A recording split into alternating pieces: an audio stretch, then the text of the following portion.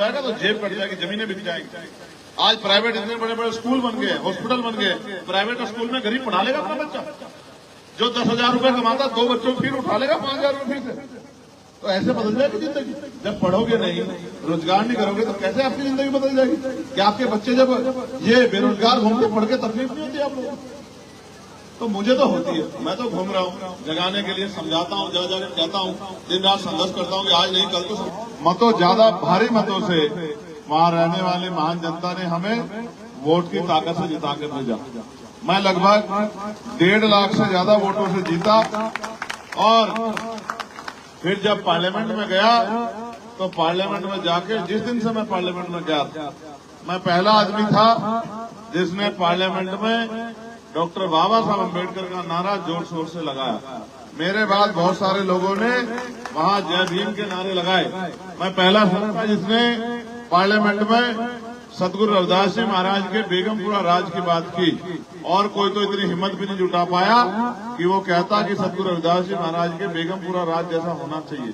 लेकिन आज मैंने वहां गुर्जर रेजिमेंट बनाने की मांग भी पार्लियामेंट में जोर शोर से उठाई और चमार रेजिमेंट को बहाल करने की मांग भी बड़े जोर शोर से उठाई। और आज चुनावी क्रम में मेरा ज्यादा दिन इस गांव में आके इसलिए लग रहा है, एक तो मैं पहले यहाँ गया हूँ होके, दूसरा मुझे यहाँ इस क्षेत्र में सेवा करने के लिए एक बहुत मजबूत पिलर के रूप में भाई सोहेल जी जो चुनावी मैदान में हैं, और मुझसे अलग भी आप उनको जानते हैं कि उन्होंने इस क्षेत्र की सेवा लंबे समय से की है। ये तो धन्यवाद दीजिए डॉक्टर बाबा साहब अम्बेडकर का। अगर बाबा साहब अम्बेडकर अपने 4-4 बच्चों की कुर्बानी देकर हमें इस देश में लोकतांत्रिक व्यवस्था नहीं देते, तो सोचे क्या मेरे जैसा व्यक्ति जो प्राइमरी स्कूल के हेडमास्टर का बेटा हो, क्या वो मेंबर ऑफ पार्लियामेंट बन पाता? यहाँ तो इस देश में राजा महाराजा राज करते थे या पैसे वाले उनकी औलादें राज करती थी। यहाँ कोई किसी गरीब के बच्चे के लिए आगे बढ़ने का रास्ता नहीं था। ये रास्ता तो वोट के का अधिकार देके डॉक्टर बाबा साहब अम्बेडकर ने खोला, और उनके बताए रास्ते पे हमारे गुरु माननीय काशीराम साहब ने समाज को जागरूक करके समाज को अपने पैरों पे खड़ा होना सिखाया। हम उन्हीं के कारवां को आगे बढ़ा रहे हैं। मैं आपसे पूछना चाहता हूँ, पूरी ईमानदारी से जवाब देना कि बाबा साहब अम्बेडकर माननीय काशीराम साहब के सपने पूरे हो गए हैं क्या? बताओ हो गए हैं क्या पूरे? तो फिर जिन लोगों के कंधों में जिम्मेदारी छोड़ी थी क्या वो उसको पूरा करने का काम कर रहे हैं क्या? अगर पूरा करने का काम करते तो क्या इस देश में आज भी 75 साल बाद भी बुनियादी सुविधा से हमारे लोग वंचित रहते? पढ़े लिखे नौजवान बेरोजगार घूमते, अच्छे स्कूल कॉलेज हॉस्पिटल आपके क्षेत्र में बनते नहीं बनते, अच्छे जो है रोजगार की व्यवस्था कुटीर उद्योग लगा के महिलाओं को रोजगार की व्यवस्था, पढ़ी लिखी बेटियों के लिए रोजगार की व्यवस्था होती है नहीं होती? इस देश में बाबा साहब अम्बेडकर तो चाहते थे कि हम लोगों के हाथ में राजकाज आए। कौन कर रहा है राजकाज का काम? 5 साल में कुछ लोग सिर्फ चुनाव लड़ने आते हैं।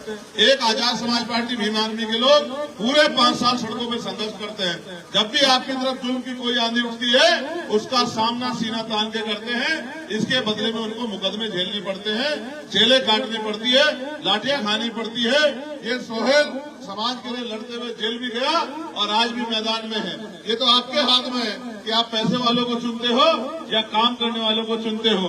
जब वहां के लोगों ने एकजुट होकर मुझे मौका दिया तभी तो मैं पार्लियामेंट में जाके आवाज उठा पाया। आज आपको पता है क्या बदलाव हुआ?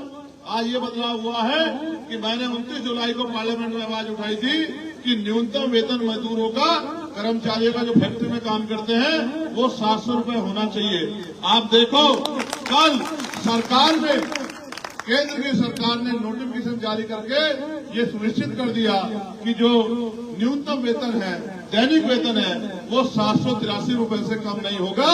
अगर आज कोई काम करेगा तो 783 रुपए उसे मिनिमम मिलेंगे। ये तभी तो संभव हुआ। ना मैं पार्लियामेंट में आवाज उठाता, ना सरकार इसमें सोचती, तो फिर ये बदलाव कैसे होता? कानून सड़कों पे नहीं बनते, कानून सदन में बनते हैं। सदन में जो लोग जाते हैं वो वोट के अधिकार में चुन के जाते हैं, और चुनने का अधिकार बाबा साहब अम्बेडकर ने आखिरी व्यक्ति को दिया। आप सोचिए ऐसा क्यों नहीं होता कि एक ही व्यक्ति के नाम पे चुनाव होता और सब लोग उसी को वोट करते? बाबा साहब अम्बेडकर ने क्षेत्र के हिसाब से सब क्षेत्रों से अच्छे अच्छे प्रत्याशी जीत के जाएं। योग्य उम्मीदवार।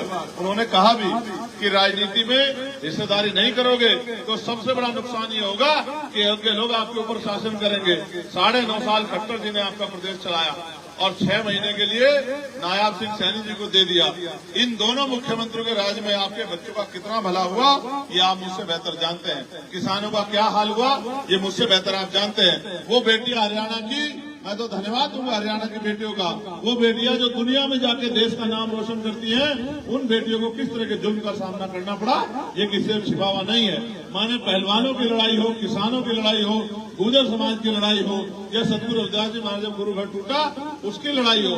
जब मैं पार्लियामेंट में गया तो मैंने आवाज उठा के कहा कि हमारा गुरु घर दिल्ली में जो टूटा था वो बनना चाहिए।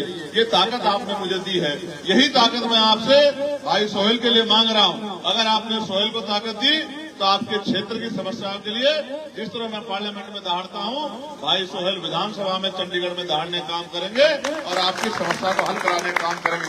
मेरी माताएं बहनें बैठी हैं, एक सवाल पूछूं आपसे, जवाब दोगी ईमानदारी से? तुम में से कितनी जहाज में बैठी जरा बताओ, हाथ उठा के बताना।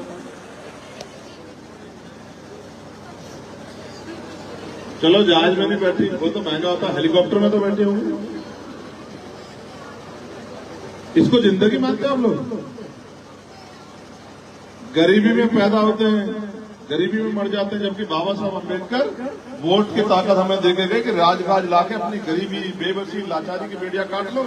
ये चुनाव है, बड़े से बड़ा तुर्रम खा जो है, बड़े से बड़ा पैसे वाला आपकी बस्ती में आएगा, पैर छुए कहेगा अम्मा मेरे सर पे हाथ रख दो, अम्मा मेरी मदद कर देना, मुझे आशीर्वाद दे देना। और चुनाव के बाद फिर 5 साल का भी ढूंढा हुआ आता है कोई? आप बताओ, पिछली बार जिसको वोट दी थी, मैं तो नहीं आया वोट मांगने, पिछली बार जिसको वोट दी थी आपने विधानसभा में, क्या 5 साल में 2 बार आया आपके गांव में? कभी चुनाव के बाद आया पूछने की आपकी हालत क्या? आपके बच्चों की पढ़ाई कैसे नहीं पूछने आया?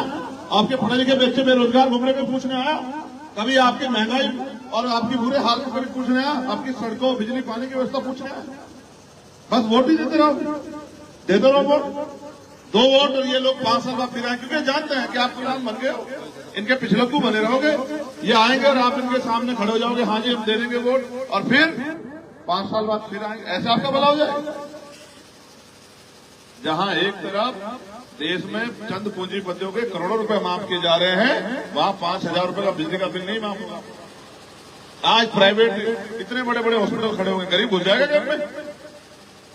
एक आदमी बीमार हो जाएगा तो जेब कट जाएगी, जमीनें बिक जाएंगी। आज प्राइवेट इतने बड़े बड़े स्कूल बन गए, हॉस्पिटल बन गए, प्राइवेट स्कूल में गरीब पढ़ा लेगा अपना बच्चा। जो 10,000 रुपए कमाता 2 बच्चों को फिर उठा लेगा 5,000 रुपए फिर से। तो ऐसे बदल जाएगी जिंदगी। जब पढ़ोगे नहीं, रोजगार नहीं करोगे तो कैसे आपकी जिंदगी बदल जाएगी? क्या आपके बच्चे जब ये बेरोजगार घूमते पढ़ के तकलीफ नहीं होती आप लोगों को? तो मुझे तो होती है। मैं तो घूम रहा हूँ जगाने के लिए, समझाता हूँ, जगह जगह कहता हूँ, दिन रात संघर्ष करता हूँ कि आज नहीं कल तो समझोगे। वही काम बाबा साहब अम्बेडकर ने किया, वही माननीय काशीराम साहब ने किया। जो छूट गया उसको पूरा करने के लिए हम लोग दिन रात संघर्ष कर रहे हैं। और क्या नहीं चाहते हम लोग? 16-16 महीने जेल काटते हैं, 2-2 बार तिहाड़ काटते हैं, और जब इनसे बच जाते हैं तो गोलियां खाते हैं। 4-4 गोलियां खा के हम लोग संघर्ष इसलिए कर रहे हैं कि हमारी आने वाली पीढ़ियां देश में गुलाम न बने। जिस तरह से भाजपा के लोग आरक्षण खत्म कर रहे हैं, जिस तरह से नौकरियां खत्म कर रहे हैं, जिस तरह से निजीकरण खत्म कर रहे हैं, कल एक बच्चा सरकारी नौकरी नहीं जा पाएगा।